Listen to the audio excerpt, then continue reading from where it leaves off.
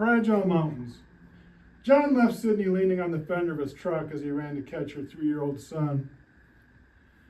The boy's legs still had a stumble to them, but before John could catch him, Day had traversed the dormant grass and was climbing on the first crumbles of the ice shelf.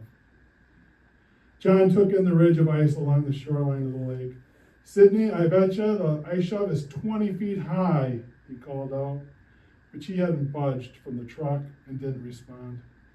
He glared at her as she stood with her arms crossed, because this had been her idea, but he knew better than a reminder of that. Instead, he let it be another weight on the scale telling him to leave her. The only thing was that her black bang against her forehead and her long body, tall enough to crook her arm on the hood of the truck, stirred his love for her. He turned back to Day, who was asking him something. "Mommy coming?" "Yeah, buddy. I think in a moment." He picked up the boy up and carried him so that Day didn't have to touch the ice to steady himself. Let's go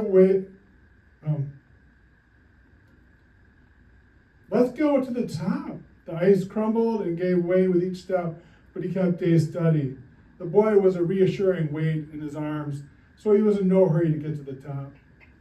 Down at the fire station, he had a reputation for being able to scramble. He had short legs and a gut, but he was quick as anybody in the department.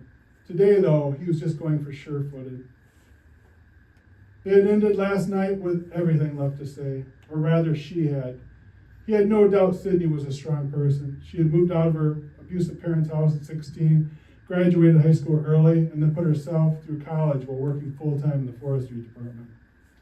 She kept her day job, even while caring for Day by herself his first year of life.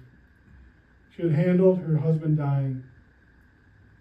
What John needed, though, was for her to be strong enough to fight for their relationship. He felt a chubby hand on the back of his neck. "Day, we're on top of the world, aren't we?" He wouldn't want to take what she had with her husband away, but it made him wonder how much easier things would be if Day didn't remind her of her husband. "We're almost touching the sky," Day answered. Then he plastered a wet kiss on John's cheek. He turned back to see Sydney coming towards him. Sometimes he saw her taking care of the trees around the city. She'd be in her orange vest and hair pulled through a baseball cap, moving with velocity. Now she was a reluctant bride marching towards him. He thought about making her come up, but Day was squirming to be set down, so he jump-skidded back down the ice. "Mama, mountains!" "Yes, Day, both of you be careful. That ice is too fragile to play around on." John was standing on the last few inches of ice, and Day was holding his pants. "In a contest between you and the ice shoves, who would be colder?" he asked her when neither of them said anything. She responded, "In a contest between the ice and your head, which is denser?" There were other people on the ice shelves taking pictures and breathing in the spring, crystal clean air. John told her, "I didn't mean to start a fight. I just didn't know what else to say." "And that's the best you came up with?" She kicked a piece of ice. "Just tell me if you're leaving or staying." "And you couldn't possibly tell me if you wanted me to stay or not?" "It's up to you." She had her arms folded tight against her body and she shivered. Coolness diffused out from the ice, but it was a nice spring day, so John could not figure out how she could be so cold. "Because I'm not the one saying this is not working." He scooped Day up and set him down on the frozen ground. Not knowing what else to do, he picked up a chunk of ice and let it drop to the ground. Day laughed to see it shatter. "I'm not saying I don't want things to be better, John. I just don't know what you want from me." He picked up a larger piece of ice and let it crash to the ground. "I don't want anything from you. I just want you to tell me what's going on." "What do you mean nothing's going on except you keep inventing stuff to be mad at me about? You're too sensitive and it makes you controlling." "Could we talk about this once without arguing?" She looked at him, pursed her lips so hard she had mouth wrinkles like a smoker. "You can't tell me it's over and then want to talk about it." "I don't want to leave. I have to." "Obviously, where's Day?" Sydney scanned the base of the ice shelf, twisting her head back and forth. He was right here, John thought, She was avoiding the conversation until she turned completely around to scan the rest of the park. Then he felt her panic. She turned again and ran along the ice shelf. He jogged in the opposite direction. "Day," he called out. Sydney screamed his name. "Day! Day! David!" She scrambled up the ice shelf, but John passed her in giant strides. At the top, he saw David right away. He had walked out onto the ice and was standing a foot away from the open water.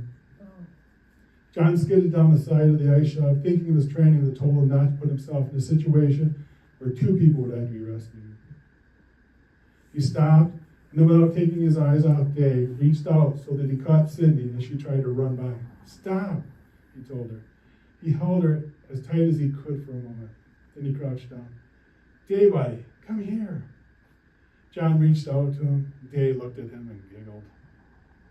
Then Dave noticed the look on his mom's face. "Come here right now, Dave." Sydney yelled this out. She couldn't stop herself, and John couldn't blame her. But he knew what Dave's reaction would be. Dave stopped giggling and took a step back. The ice cracked, and then cracked again. "Dave!" And then she clapped her hand to her mouth, but she had already screamed. Dave backed away another step. John ran in a big arc toward Dave and then leaped out and grabbed Dave into the air with him before landing on his back. Instantly, the ice gave way and both were sinking into the water. John felt Dave's rib cage and his breathing. He felt the life force of the boy as he held him up. Dave was one when he began dating Sydney. He had missed the midnight feedings and even the diapers. Sydney had him potty trained by then. It's just that suddenly there was this frenzied energy of the boy in his life, and he had found it amazing. The coldness of the water hit his body. The coldness scared him. It was eating him alive as it tried to get to the boy. If both went under, John knew he wouldn't have the skills to hold Dave and save himself. Feeling each second giving him fewer options, John used his shoulders on the breaking ice as fulcrum and flung Dave over his head and towards Sydney. The force caused him to slide into the water. He thought it wouldn't be too deep, but he couldn't find the bottom. There was just his heart pounding, his heavy clothes pulling at his limbs in the cold, and the darkness. He burst to the surface and flayed himself at the ice. He panicked as he slipped back down, but then he calmed himself by imagining what he would tell a civilian to do as he stood on the shore. He kicked off his boots, then he found what looked to be the strongest part of the ice. He went under for a moment, and then he bobbed up, planted his palms on the ice, and pulled himself out of the water while kicking. Once he got his arms straight, he pulled himself down and rolled to pull his legs out of the water. He was exhausted, but he still made himself roll from the water. Rolling, he got glimpses of Sydney on the ice, clutching Dave. She had him pulled close and was rocking him. John wasn't sure if the relief he felt was from how calm Dave looked or the sound of sirens coming into the park. John stood up and staggered his way to him. Then he dropped to his hands and knees near his family, but far enough that he wouldn't get them wet. Sydney grabbed his shoulders. She pulled John's head towards his lips. "He's our son," she said.